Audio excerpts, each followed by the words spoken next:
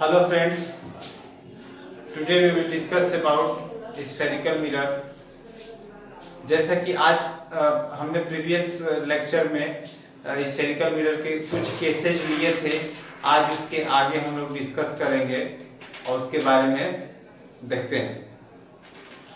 पिछले केसेज में, पिछले लेक्चर में हमने क्या देखा था कि कोई ऑब्जेक्ट सेंटर ऑफ कर्वेचर से के बियॉन्ड रखा हुआ है तो उसका इमेजेस कहाँ बन रहे थे। आज जो है इसमें क्या है कि इसमें जो ऑब्जेक्ट है वो सेंटर ऑफ कर्वेचर पे ही रखा है। ये देखिए, ये कैसे फॉर्मेशन ऑफ इमेज एट सी। जब कोई ऑब्जेक्ट सी पर ही रखा हुआ है तो उसका इमेज कहाँ बनेगा। कोई ऑब्जेक्ट सी पर ही रखा है तो उसका इमेज कैसे बनेगा और कहाँ बनेगा। देखिए, हमने पिछले लेक्चर में बताया था कि कोई भी किसी भी ऑब्जेक्ट का इमेज बनाने के लिए उस पर दो रे वहां से गुजारना पड़ेगा। तो देखिए, यहाँ से दो रे गुजर रही है, एक तो पैरेलल, एक तो प्रिंसिपल एक्सिस के पैरेलल है और एक फोकस से गुजर रही है।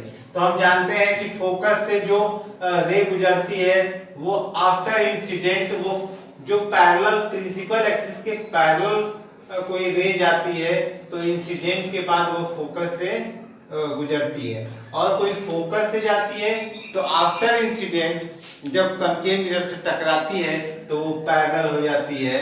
तो इसमें उसके बाद फिर ये दोनों रे यहाँ पे मिल रही है तो इमेजेस कहाँ बन रहा है, ओ डैश। ये अपना ऑब्जेक्ट था, ऑब्जेक्ट और उसका इमेज बना ओ डैश।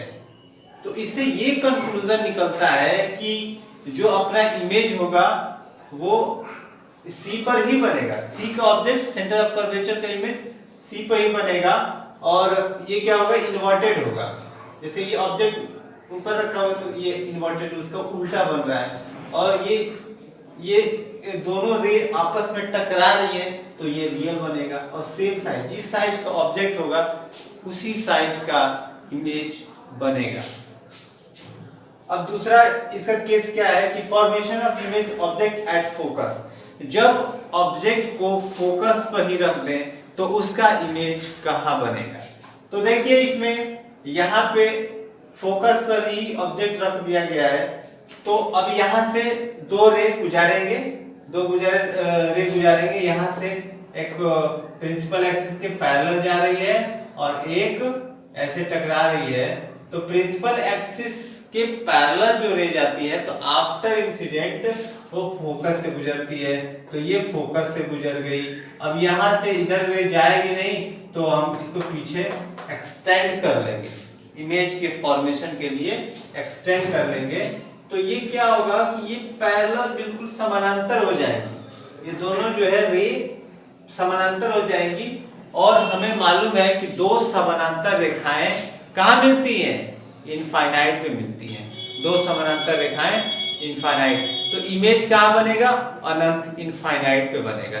तो दोस्तों हम कह सकते हैं इसके कंक्लूजन में कि इमेज एट इनफाइनाइट, जो इमेज होगा वो इनफाइनाइट पे बनेगा। और ऑब्जेक्ट सीधा रखा हुआ था तो उसका इमेज उल्टा बनेगा, इन्वर्टेड बनेगा, ठीक। और ये रियल बनेगा। वो जो जहाँ पे दोनों रे टकराएंगी वो रियल होगी क्योंकि वो मिलेंगी, कहीं ना कहीं जाके मिलेंगी। भले वो इनफाइनाइट में जाके मिले लेकिन वो मिलेंगी, तो इसलिए इसका इमेज रियल होगा और हाईली इनलार्ज होगा, बहुत बड़ा होगा क्योंकि वो रे काफी दूर जाके वो इंटरसेक्ट करेंगी, मिलेंगी और वहां पे वो इमेज बनेगा। तो इसलिए ये जो इमेज बनेगा वो हाईली इनलार्ज, बहुत बड़ा बनेगा। तो दोस्तों ऑब्जेक्ट एट, अब दूसरा तीसरा केस है ऑब्जेक्ट एट इनफाइनाइट। अगर ऑब्जेक्ट को इनफाइनाइट पे रखा गया है तो उसका इमेज कहाँ बनेगा। तो हमें पता है कि कोई भी प्रिंसिपल एक्सिस से दो रे यहाँ से प्रिंसिपल एक्सिस से समानांतर आ रही है, पैरेलल आ रही है। तो दोस्तों आप लोगों को पता होना चाहिए कि जब दो पैरेलल इनफाइनाइट से रे आ रही है और वो इंसिडेंट हो रही है, टकरा रही है कनकेव मिरर अवतल लेंस से, तो आफ्टर इंसिडेंट वो कहाँ से गुजरती है, वो फोकस से गुजर जाती है। तो अपना जो इमेज बनेगा वो फोकस पे बनेगा, यहाँ पे फोकस बनेगा। तो ये क्या कर सकते हैं कि फोकस पर ही इसका इमेज बन रहा है और रियल बनेगा, क्योंकि वो वहां पे सच में वहां पे इंटरसेक्ट करेगी, इन्वर्टेड होगा और ये पॉइंट साइज इमेज होगा, बहुत मतलब पॉइंट साइज का इमेज होगा, उसकी साइज बहुत छोटी होगी, पॉइंट साइज होगा। तो ये अपना तीसरा केस है। चौथे में क्या, formation of object between C and F. जो ऑब्जेक्ट रखा गया वो सेंटर ऑफ कर्वेचर और फोकस के बीच में रखा गया है। तो यहाँ से एक रे पैरेलल जाएगी, तो जब रे पैरेलल जा रही है प्रिंसिपल एक्सिस के, तो आफ्टर इंसिडेंट ये फोकस से गुजरेगी। एक रे फोकस से जा रही है तो ये पैरेलल हो जाएंगी।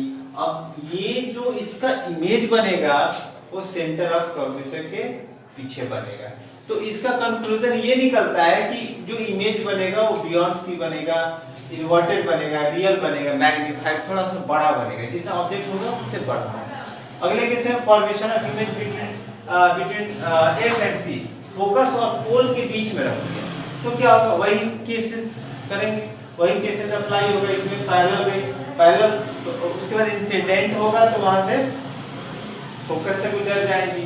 आगे ये ले गई तो फिर रे जाएगी, तो इसके आगे यहाँ से दोनों रे हम एक्सटेंड करेंगे, तो इसका इमेज कहाँ बनेगा, उसके पीछे बनेगा, लेंस के पीछे बनेगा, क्योंकि डाइवर्ज पीछे तो बनेगा नहीं, क्योंकि दोनों डाइवर्ज हो रही है, रे क्या हो रही है, डाइवर्ज हो रही है, फैल रही है। तो फैल रही है तो उस केस में तो इमेज बनेगा नहीं, तो इसलिए इसको एक्सटेंड करेंगे आगे की तरफ, तो इरेक्ट बनेगा, मतलब इमेजिनरी एक बनेगा कि हम सोच रहे हैं, कल्पना कर रहे हैं कि इसका इमेज ऐसे आगे बन सकता है।